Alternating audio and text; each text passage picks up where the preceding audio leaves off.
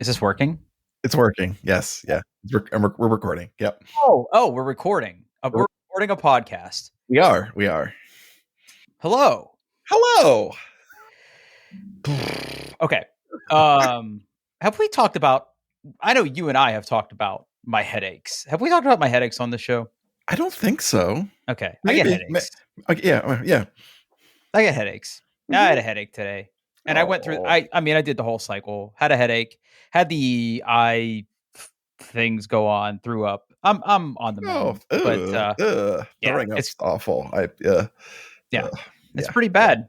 Yeah, it's not good. So I have a lot of stuff to talk about. I do because what do we love doing on this show more than anything? Buying stuff. Buying stuff.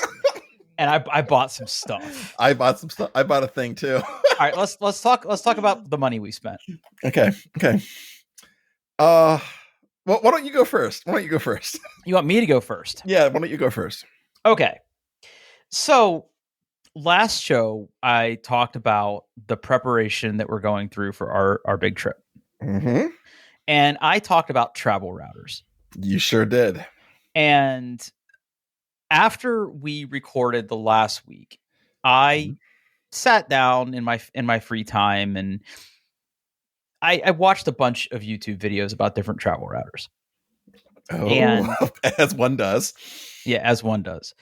And I decided that I was going to purchase one.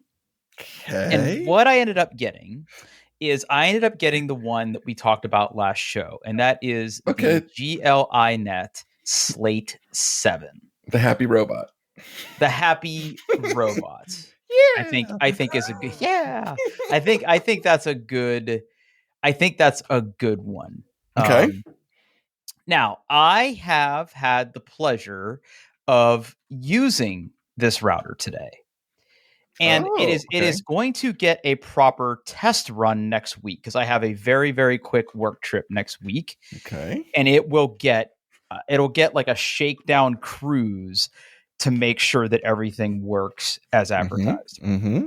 So if you didn't listen last week, and even if you did, it's worth mentioning that the two main reasons that I was looking at this is, number one, I want to try to simplify as much as possible Wi-Fi connectivity when we are at our hotel and on the different trains that we'll be taking across Europe. It's not that my wife can't join Wi-Fi. It's just that, look, some of these hotels, you have to they have these captive portals. They don't always work. I know how frustrating it can be as someone who travels to a lot of different hotels, even within the same hotel chain. They can be problematic. And especially if you're using an Apple device, because Apple devices are kind of designed to pick up captive portals and give you that special pop-up screen that lets you join, type in your room number and your last name, or if there is a password, type in that password here for your stay or whatever. And that gets you on the Wi-Fi. Some hotels are pretty smart about it and they will limit. And I haven't seen this as much lately at hotels, but the time that I've been on cruise ships, they will limit the number of client devices for your connection. So when you go and join, you have to type in your info. It kind of keeps track of how many other devices have joined.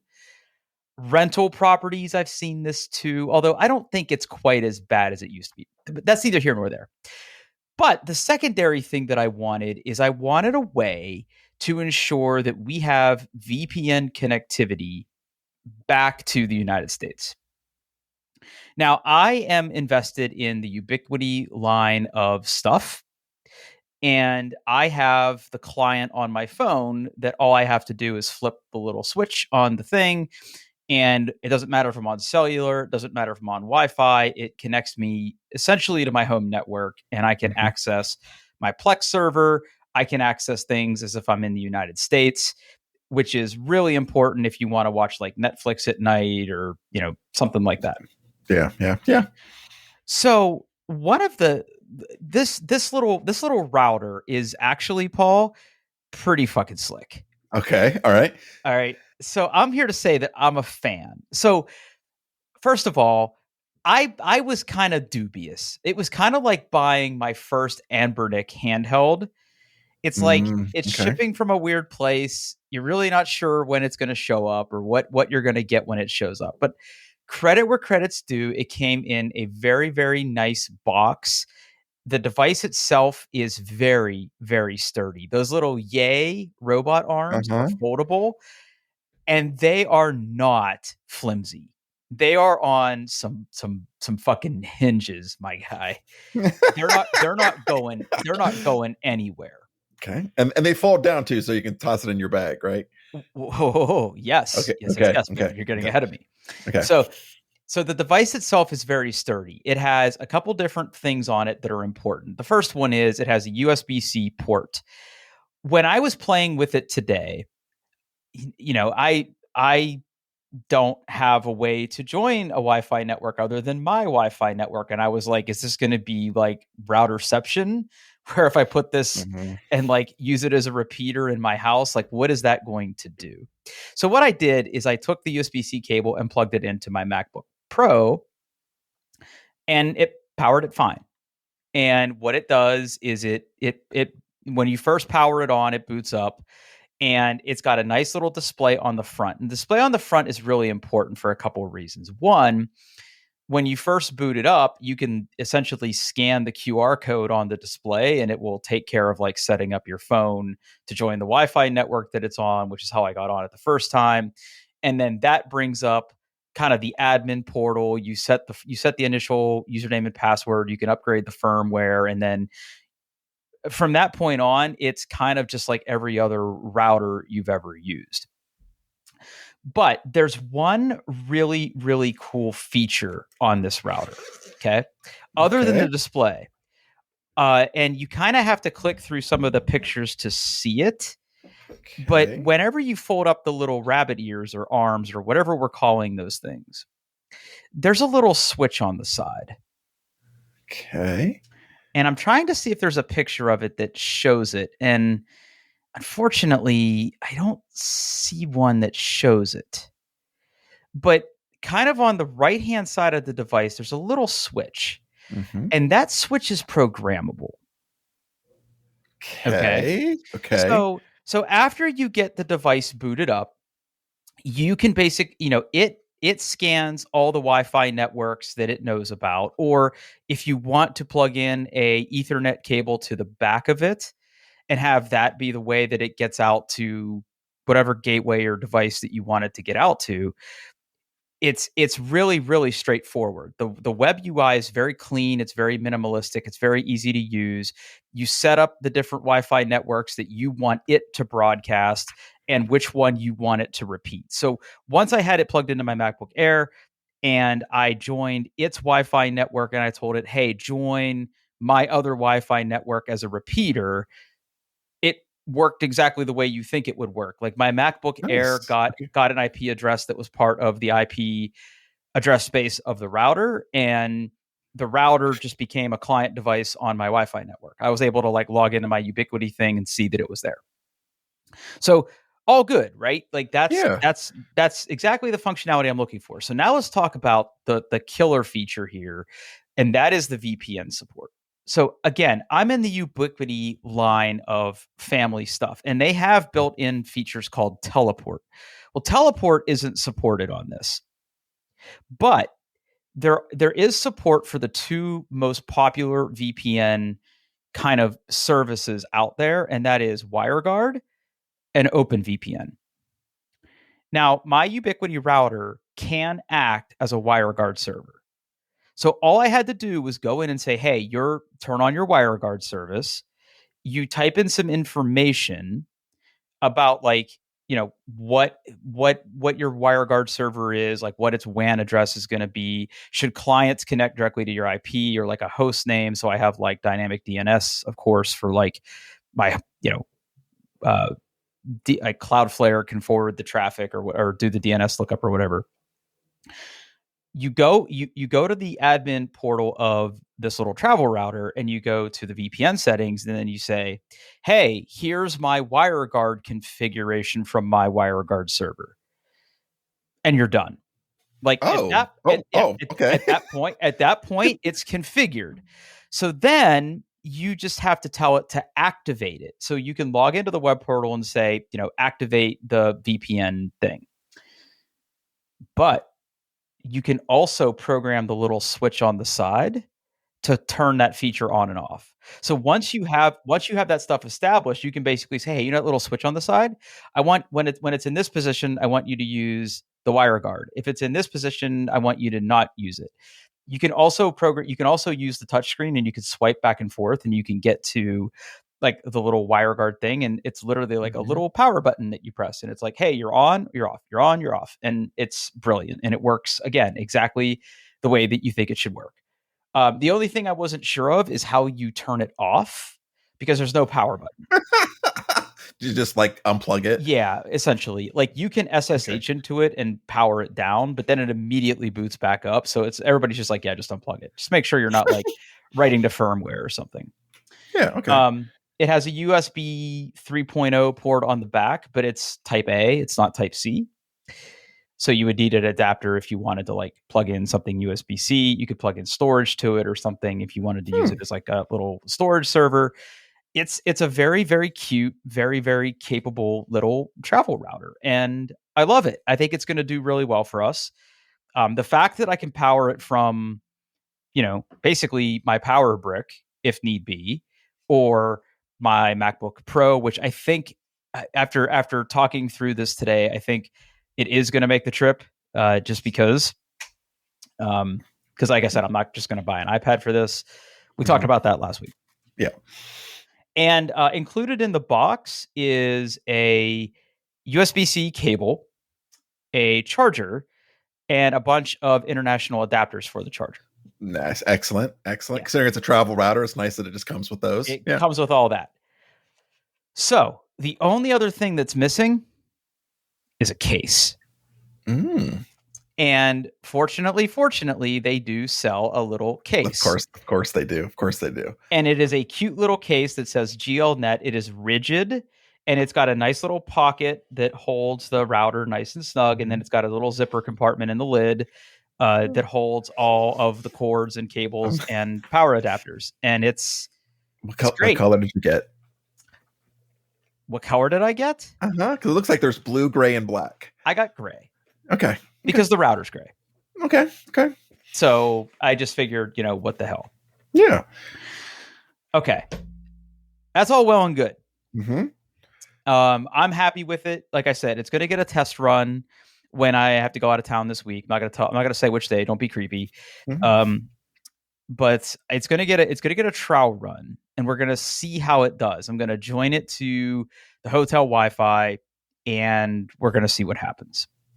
So to be continued when we record next time about how it went. And then, of course, post Europe trip as we're trekking it to a bunch of different places, including transportation.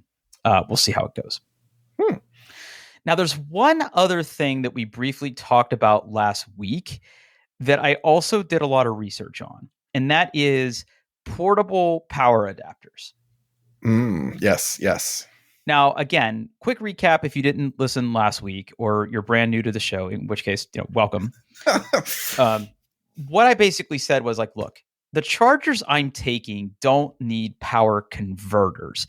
They just need plug adapters, because every iPhone charger, every MacBook Pro charger, my Apple Watch, my AirPods, all of those things are going to use adapters that can adapt to the different frequency and voltage that European power systems rely on versus the United States.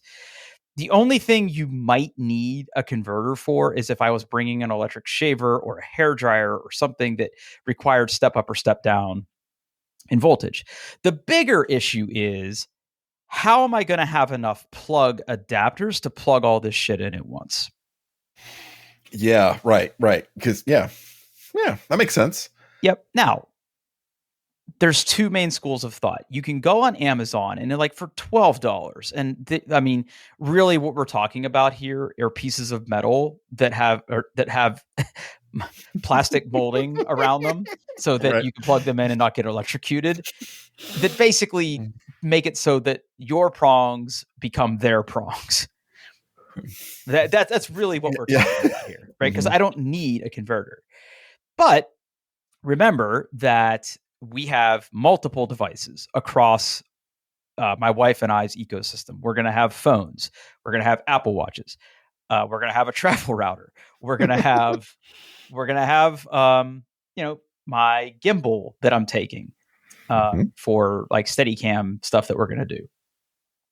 So we're going to have stuff that needs charged. Now, Amazon will also sell you power converters that also act as little mini charging hubs. So essentially what it is you plug that into the socket. It will then have regular US sockets on it, but it will also be like lousy with USB ports. Most of them are USB type A. There are a few that are USB type C. But here's the problem. I've traveled enough overseas to know that a lot of hotels, and I feel like this is more common in the UK, but I remember being in one place where it also was this way in France. The wall sockets are recessed. Now, here in America, if you look at your wall plugs, they're flush with the plate. In other words, the holes are the place where the plug starts to go into the outlet is flush with the faceplate of the outlet. There's been numerous times where I've been traveling overseas where the plate of the adapter is raised, and then recessed inside of that is like the receptacle where you plug something in. Most of the time it's circular. There's been a few places where I've stayed where the outlet is also flush with the faceplate, but sometimes there's that recess there. So you need a plug that can fit into the recessed area of that outlet. And if you have an adapter, especially one of like these wall warts or like little brick things, it might not fit. So what you need is sort of the best of both worlds. You need an adapter essentially with an extension cord. So that way you have a plug adapter that goes into the outlet, and then you have stuff that you can plug it into. Well, Paul, I'm here to tell you today that I may have found the coolest little thing that solves this problem. Okay. And I'm going to go on record and say, even if you're not traveling internationally, if you've ever been anywhere where you need multiple outlets, like in a conference room or someplace where you only have one outlet and you need to work with stuff, I'm here to tell you that you need the Mojix Power Bagel. Power Bagel? Power Bagel. I need a link for this right now. Okay, I'm getting it. I'm getting it for you right now. Power Bagel. Okay. What the fuck is a power bagel? I can't imagine what this thing looks like. It looks like that. That's a power bagel.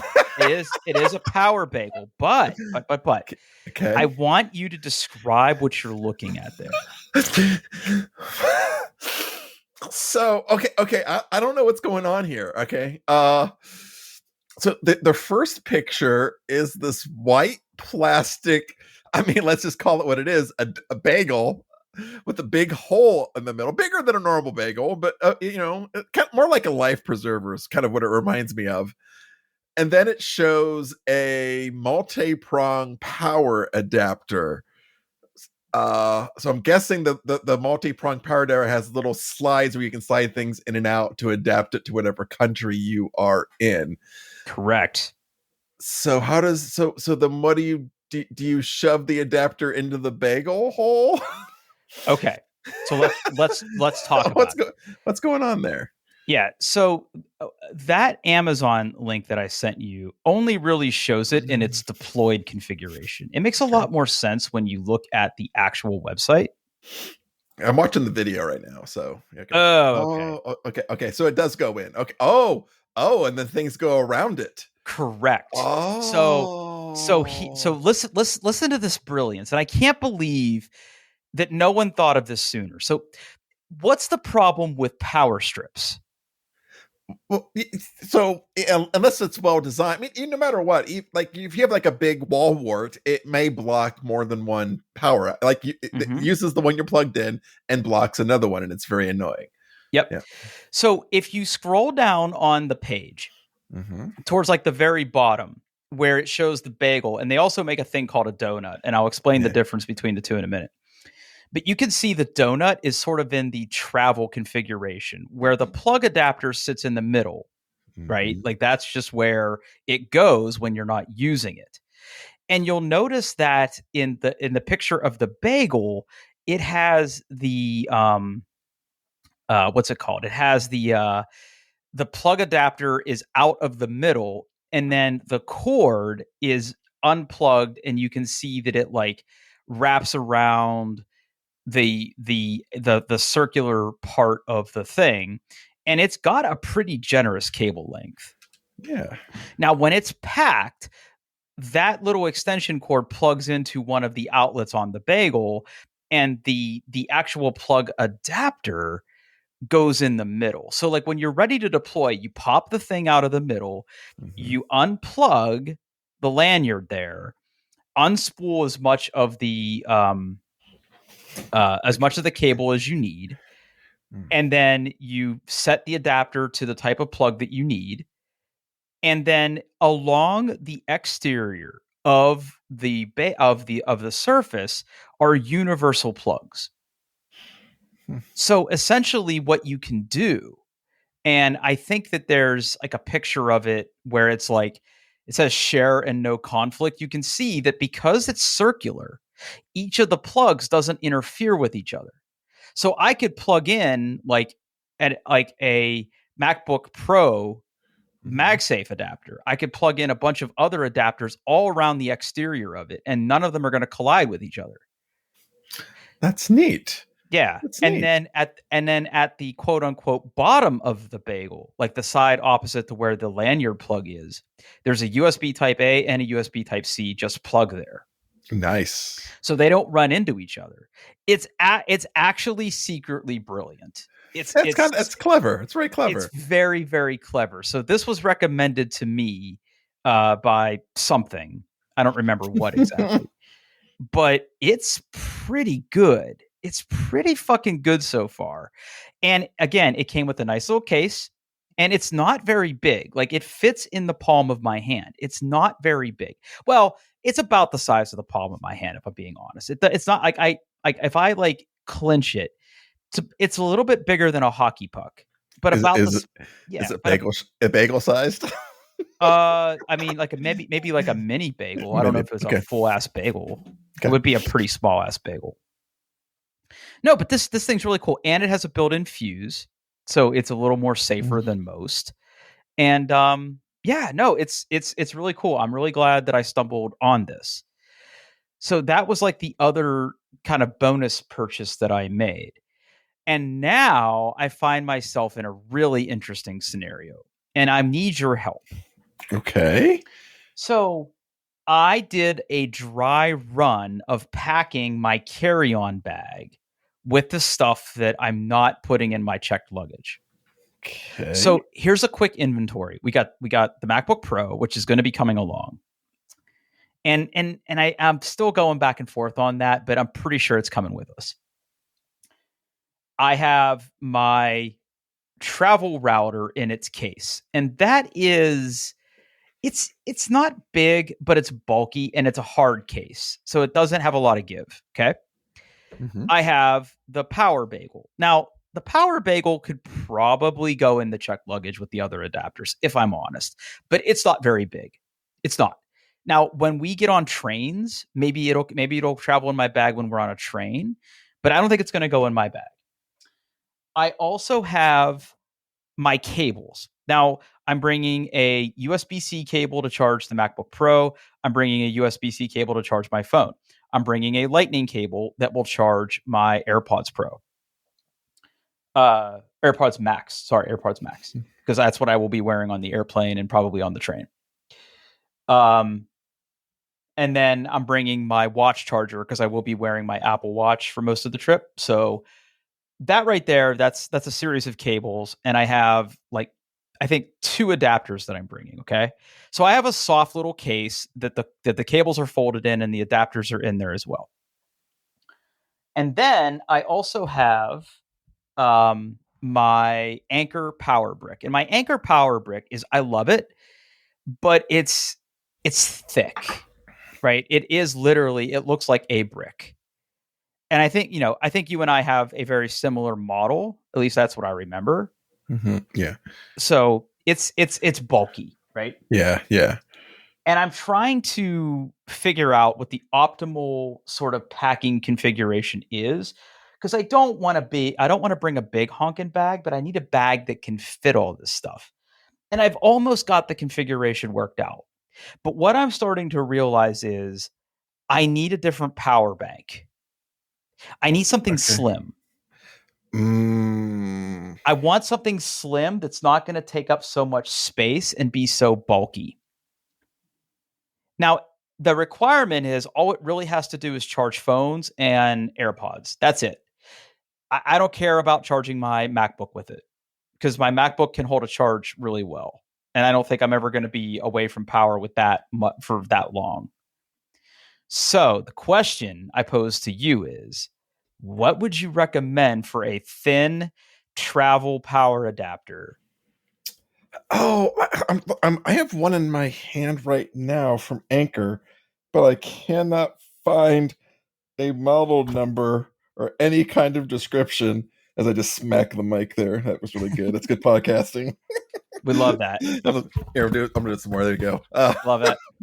I wonder if I can find Anchor.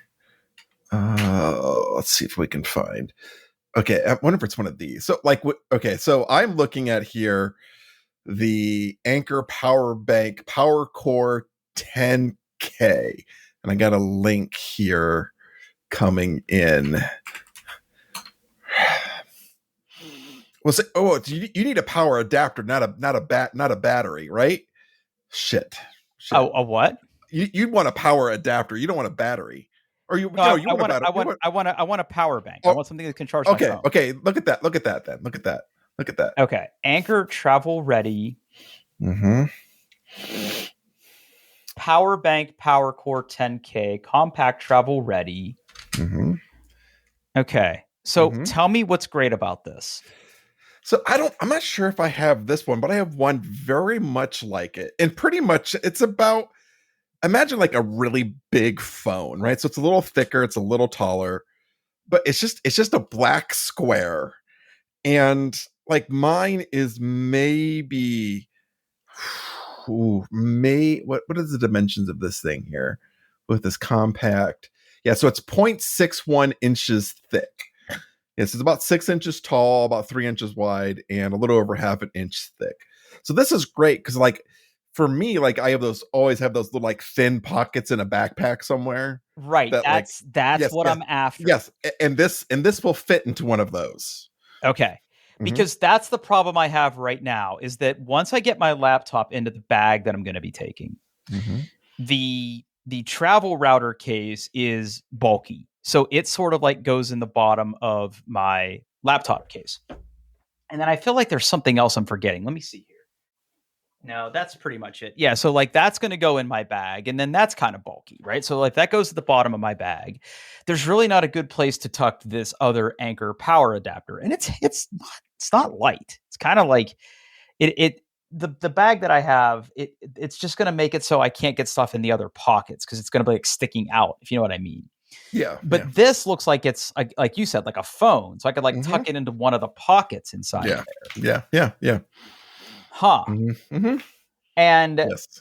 And like this will charge your phone pretty reliably. Yeah. So like what it even says in one of the photos, it says, oh, where'd it go? An iPhone 15 Pro gets 2 full charges out of this battery. Okay, so basically you can charge me and my wife's phone when we need it. Yes. Okay. All right. Then maybe this is it. Yeah. And it only comes in one color, huh? Black. It's Anchor, so it's black. It's black. Yeah. Okay. Yeah. Okay, well maybe that's the answer then. So that's like Yeah. the final piece of the puzzle that I got to figure Yeah, out. yeah, and this particular one's $26, or you can get two for $46. If you don't like it, give it back to Amazon and return it, and it ends up in a bin in one of those stores somewhere. So yeah, Okay. yeah, Okay, maybe that's the thing. The only yeah. other one that I was kind of looking at, and I don't know how much bigger it is. It's probably too thick. I actually saw this one was actually advertised to me. Mm-hmm. Um, it's another. It's probably a little thicker. I It don't know is how much thicker. thicker. Yeah. I don't know Let's how see. much thicker. What are where are it's so it's the battery's twice as big. Right. So So what is it? Does it not tell me how big it is? Features and specs, measurements. There's a whole measurements thing. So it is a little over an inch thick. Compared to the other one, which is zero point 0.6. okay. So it's almost twice as thick. Okay. Then Mm-hmm, that's the mm-hmm. answer. I mean, it's just gonna have to be like for emergency charge only. Yeah. And it's not overly expensive like the other one. I mean, the other one I bought was close to $100, but I mean that Yeah. thing is a chunk. Chonk, yeah. Okay. And that thing could keep my phone. I think it keep my phone and my laptop charged. Right, So, right, yeah. and I love that thing because I keep it near our bed, and at night because I don't have an outlet on my side of the bed that's close by. It's great for just like reaching over the side of my bed and just plugging in my phone. It's great for that, Mm-hmm. or like my Steam Deck, or one of my Ambernicks or something like that. Okay, then that's the answer. That's the one that I will get. All right, that's enough about stuff that I bought. So Mm-hmm. this next topic confuses me. Okay. So where do you want to start? Where do you want to start? Well, I want to start with okay. So for people at home, we're looking at our shared doc, and the main thrust of this update is Worldwide Developers Conference, also known as DubDub. Dub. But we have a dub. It starts with DubDub, and then it says, "And why Paul purchased a Mac Mini." Yes. Okay. Yes. I bought a Mac Mini. And I have one, and it's great. Mm-hmm. So, but walk me through. I think you gotta. I think you gotta do it in chronological order. So walk me through it. Okay. So, the Worldwide Developer Conference, or better known as DubDub, finished up today. Today's Friday, June 13th. The keynote kicked off on Monday. There was a bunch of like developer sessions. Apple announced a bunch of operating system updates, including iOS 26, macOS Tahoe 26, and a new visual design and a bunch of new features for their operating system. I was excited for this particular DubDub. In fact, I took Monday and Tuesday off so I could watch the keynote. I spent Tuesday watching a whole bunch of sessions and experimenting and getting my hands on some of the new stuff. There are so let me just jump to why I bought a Mac Mini. All right. Let's just skip to that. So obviously one of, AIs, they're real hot right now, real hot. And one of the use cases that is increasingly getting more and more traction is having an LLM kind of built into your software development environment, so you can quote unquote vibe code. You can talk to the LLM, it can generate code for you. You can go back and forth. You can have it do refactoring. Yeah. So, technically, Apple announced this previous WDC, a feature called Swift Assist, but they never actually shipped it. Well, in the whole set of betas, they shipped a Swift Assist feature inside of Xcode, and Xcode being their primary development environment. However, there is a catch.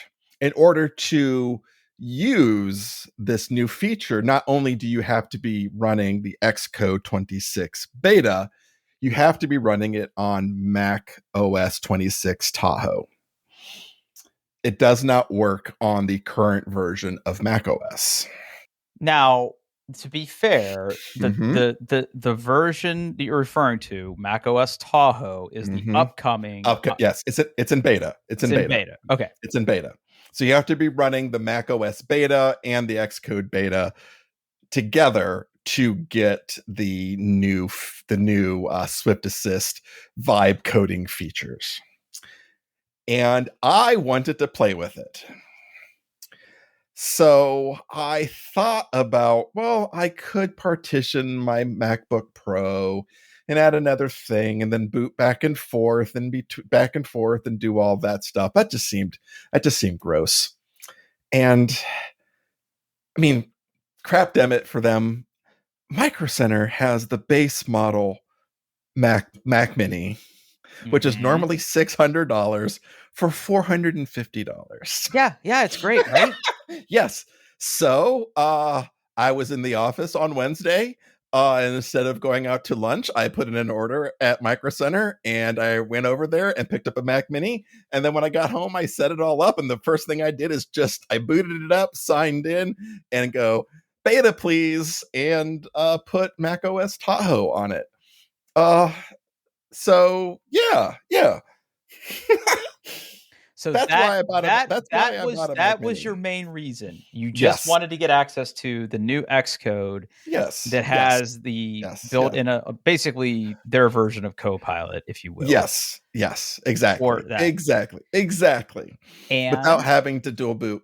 So I have used various LLMs to solve technical problems, right? Even to ask coding questions. Hey, how would you do this? Things like that. And it generally goes pretty well. All things considered, sometimes it gives you code that just doesn't work. So I sat down the other day, and obviously, I've been watching a bunch of videos developer videos from WWC. I had some ideas in my head, obviously working on my app. And one of the things I wanted to do was I wanted to play with some different app navigation paradigms that are kind of available in the toolkits, but I didn't want to write any code. So I sat down and fired up Xcode and got a ChatGPT hooked up to it. And I asked ChatGPT I basically said, here, this is what I'm doing.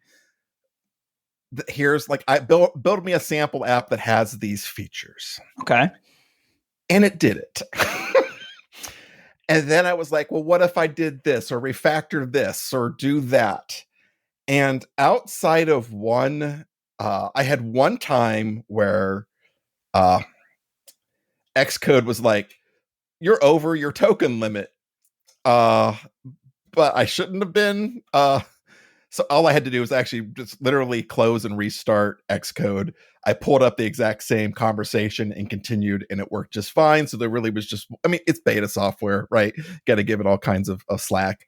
But I was extremely surprised about how well that went. It did exactly what I wanted. Everything I asked, it did. The code, as it always worked. It may have been exactly what I would have done, but it worked. It did what I asked. Now here I'm gonna add one giant caveat, right? So I know a lot of people are out there like, hey, anybody can vibe code and build any application you want, okay? And in theory, yes, that is true. But writing software is one thing. Using it, maintaining it, running it, that's a whole different ballgame. And if you don't understand the code that's being produced, you're going to have a hard time at all of those things. Well, so okay. Yeah, at least that's my it frightens me, this idea that people can just go and say hey Chatty G, build me an Instagram. and it buds out a bunch of code, and you talk with it and add features, but you don't understand how it works or why Mhm. it works. So when it breaks, you're just like, you're relying on ChatGPT to figure out why it broke, and it's the one that wrote I don't know. I feel like you're going to disagree with me here a little bit. No, I don't actually. Okay. In Okay. fact, I take it a step further. So Mhm. what I have used some of these assistants to help me debug and refactor some Python code that I write. A large part of my job is writing complex Python for very, very niche data engineering scenarios. 80 to 85% of the time when I'm doing work for what I do, it's very, very straightforward. There are a wealth of examples. And once you do it once or twice, you don't really deviate from the pattern very much. Mhm. Maybe the libraries and syntax that you have to use to connect to a particular data source or read a particular file format change, but your general workflow really doesn't. Once you get it into like a Spark data frame, transforming it, adding columns, transforming data, and then persisting that data back out. It's all pretty boilerplate, and it's like a solved problem. But there have been a few times where it's like I'm working with some really, really arcane JSON, for example. And I will ask it, like, hey, given this JSON structure, write me a Python snippet that extracts these elements Yeah. and takes them from a dictionary and puts them into a just I'm giving very, very general things here, but a lot of times it's meant to, like, I know what I'm asking it to do, I understand what the output should look like, I'm just Mhm. unclear how I should write it. And in those scenarios, when it gets it wrong, I can just tell by the code it's giving me, like, yeah, there's no way that's going to work. Right. Right. Right. But when it's right, it's a huge time saver.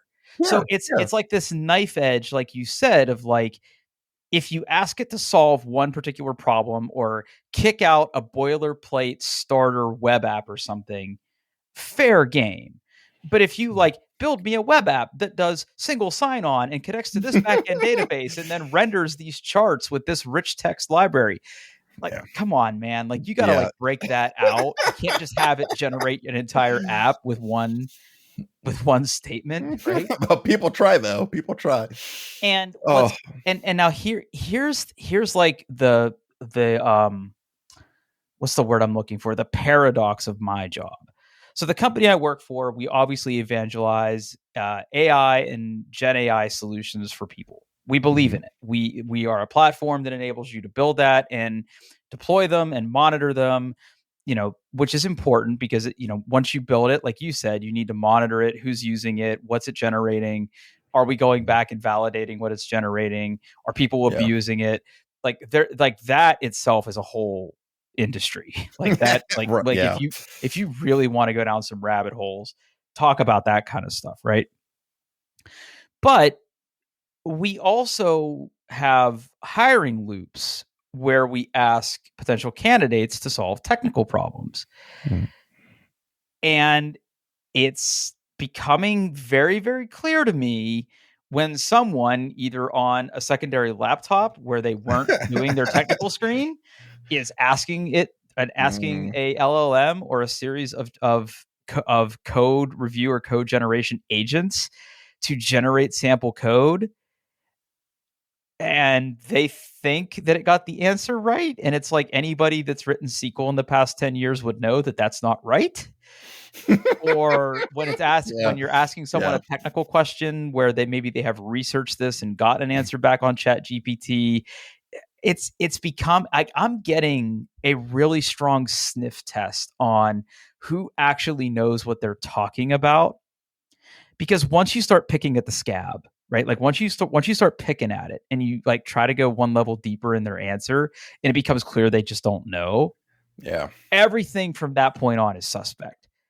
Now, listen, you can ask me questions about Apache Spark, and I can get you pretty deep level 2, maybe even level 300 answers. Am I going to be able to give you a level 400 answer? No. But if you ask me a level 100 question and I immediately balk at a level 200 question, Yeah. My Yeah. eyebrows go up a little bit. You know what I mean? Yeah. Like, especially when you're interviewing for like a technical role. Yeah. It just shows that they probably don't have a real hands-on experience with whatever it is they're being asked about, you know? Yeah, Yeah. and I think, and again, now devil's advocate, like, if you're young in career, you don't have that experience. I mean, unless you Yeah, did a true. specific, if you did a specific thing in college where you worked with that technology, great. But when you're competing for these jobs and you don't have that experience, how do you go learn? How do you find out? And for, I hate to say this, it's going to make me sound like an asshole, but like for kids of that generation, like that is that to them, that's a viable way to get an answer. Yeah. Yeah. And I struggle with that a little bit. Yeah. Now, Yeah. is it Yeah. that different? Is it that different from what we used to do, where it's find the Stack Overflow question where someone already asked this and try the answer? Is it that different? I mean, you know, yes and no, right? Is it that different because you're using code that you didn't write? You know, yeah, and there that is similar, but the interactivity, right?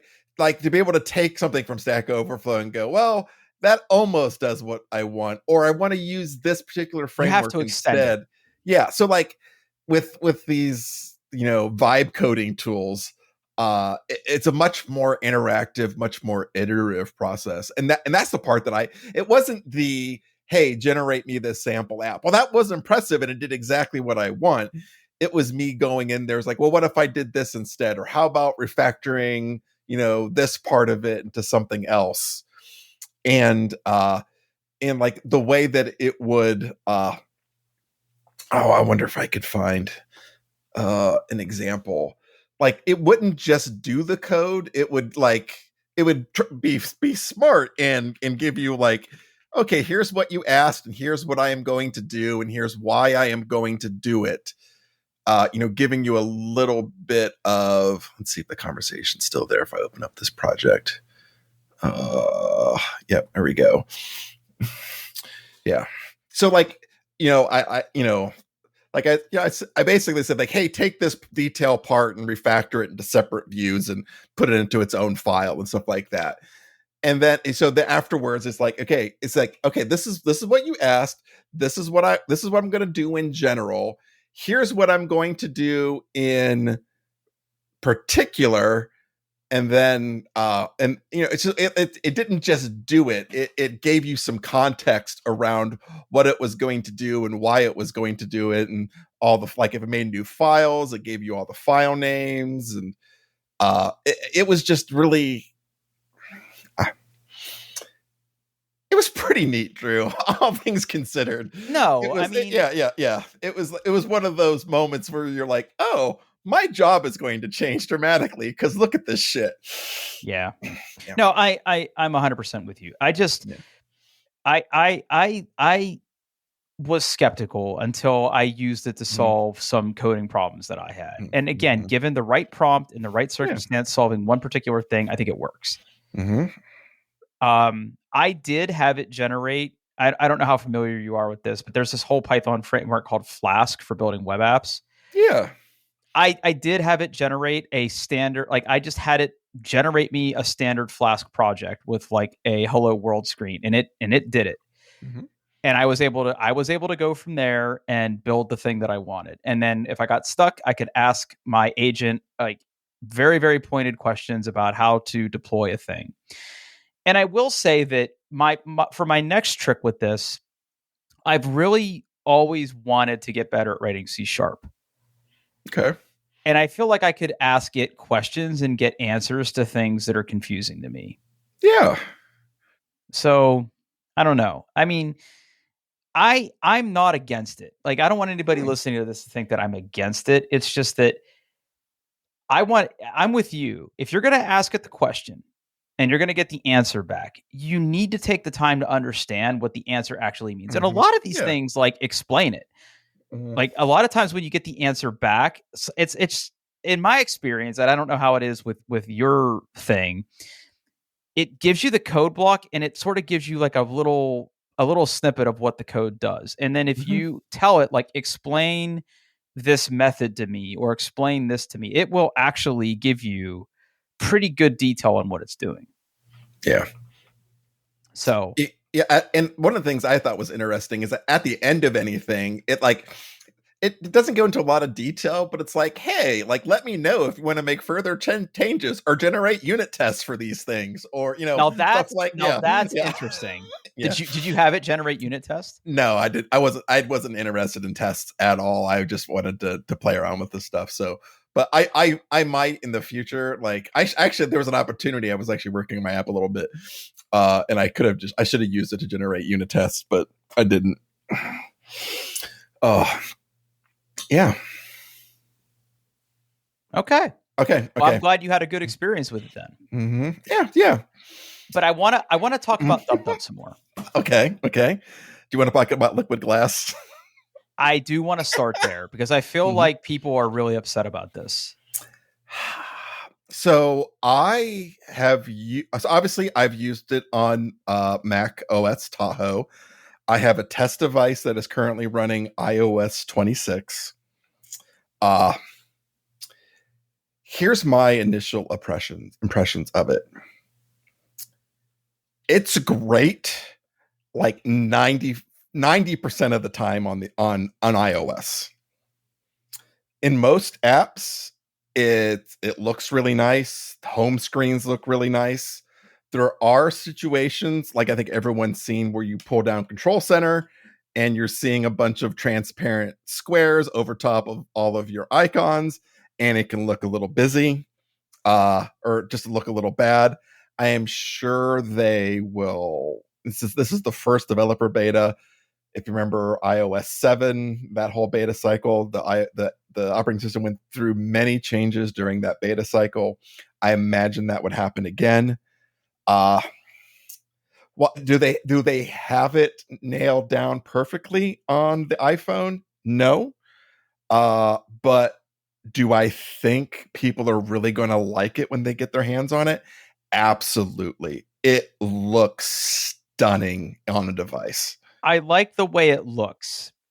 It's just that my TikTok feed was full of people who seemed like they were having really big feelings about it. Yeah, I'm for it. I like the look of it. I really do. Yeah. I really like the look of it. I really, really like it on Mac OS. I think I like it better there than I do on iOS. Okay. Now there is one thing that it becomes very, very noticeable on Mac OS. So currently on Mac OS, you have all of your windows, heck, almost everything has a very, very, very subtle curve to the corners. Okay. Very, very, very subtle. On Mac OS Tahoe, things that have been built for Mac OS Tahoe, the corners are aggressively rounded. Okay. like almost circular, right? Yeah, it's much more like iOS. I would say it's even more. No, it's even more than like an iOS icon. It's significant. It's like you're really going to have to, like, if you have like a toolbar at the bottom of an application, it's not going to go all the way to the edge because the corner is aggressive. Now, I think I will get used to it. Right now, I'm in the situation where like the all of Apple's apps have been updated and they have the new style where other apps I've installed don't. So I have just like these two styles living side by side with each other, and that's very jarring. But I think it looks on macOS, I think it looks pretty spectacular. Though I know, granted, I am not, everyone knows I don't like dark mode. Not a fan of dark mode. I do think liquid glass looks way better in light mode than dark mode. It looks okay in dark mode, but in light mode, it is stunning how modern and new it looks. Though it's modern. Vista tried to do this how many years ago? Arrow, Windows Arrow, Yeah. But it's pretty like, and granted, like there's some rough spots, like you said, like the control center just has it has way too much transparency. It's too far. It's too far.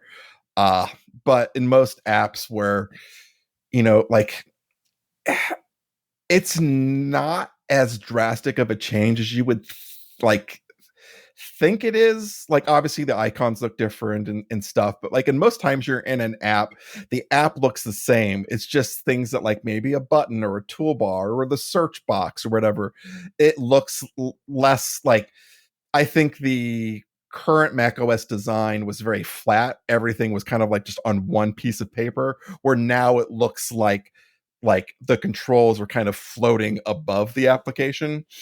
So that's where the primary difference is, I would say. But I like it. It's not perfect. I'm curious to see where Apple goes with this and the little tweaks and refinements they make. But so far so good. And the Mac OS Tahoe settings application, anytime it like opens a pop-up, it's a nightmare. It's so buggy. Like you see like half of. I was trying to set up Time Machine to back this thing up, and I could only see like half of the dialog box. So I'm just like, I'm just gonna hit enter and hope it works, and it did. But yeah, it was a little rough. I should probably submit a feedback for that, just to be safe. But yeah, it was a little rough, but it's okay. It's a beta. Things will get better. Well, yeah, the liquid glass thing, I think it was kind of the top line thing, but there was something else buried in the presentation and then sort of the notes on the event that I found really interesting. Okay. Apple's going to stop supporting Intel Macs. Yes, Tahoe. Okay, yeah. So it's 2 levels. So Mac OS Tahoe will be the last version that supports Intel. Like, it's the last one that will be distributed to Intel Macs. So, and right now on Apple Silicon, there's a translation layer called Rosetta. So if you have an Intel application running on Apple Silicon, it'll still work. So whatever Mac OS 27 is going to be the last version of Mac OS that ships with Rosetta. Yep. So Mac OS 28, if you have an Intel app still, it won't work anymore. Fuck you. Right. Yep. Yeah. And the reason that this became more apparent to me is, I don't know if you saw, but now for Mac OS, the Steam beta client now has a native Apple Silicon version. They switched it over finally. Yeah. Yep. And that basically makes it the first version of Steam that runs on ARM. Yeah. So it's interesting, That's an excellent point. Yeah. Maybe we're going to see Steam. Yeah. Mm-hmm. Yeah. Mm-hmm. And it's really kind of cool to see it come to Apple before it came to all the Windows ARM stuff. But I digress. Yeah. Mm-hmm. But this is a big deal. Yeah. So now that there's like a native Apple Silicon version of this, and Apple has drawn a line in the sand and said, hey, in the next what is that, a 2-year release window now? Yeah. You're not gonna be able to rely on Rosetta anymore. No. And, yeah. And a lot of I and I'm not an expert, but I feel like a lot of game development frameworks now can basically target a target architecture. And if you're building a recent like indie app or something, it's going to be easier for you to release the game on Apple Silicon, right? Yeah. And like some of like the bigger game engines are already building in Apple Silicon, Metal. That's their kind of DirectX or OpenGL, whatever, Vulkan competitor. So like, I think like the most recent Unreal, you can target Metal. Things like Unity, you can do that as well. Now, granted, most game developers don't, just because I don't think there's a fucking like.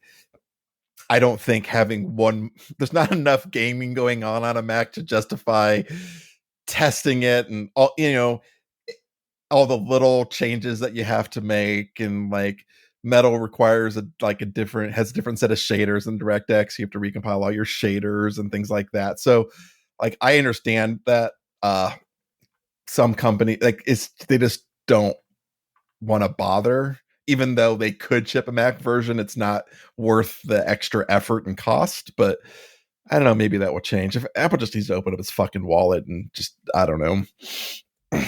They should just like go knock on Valve and call up old Gabe and go, just tell us how much it would take for you to bring like Proton to the Mac. Just give us a number.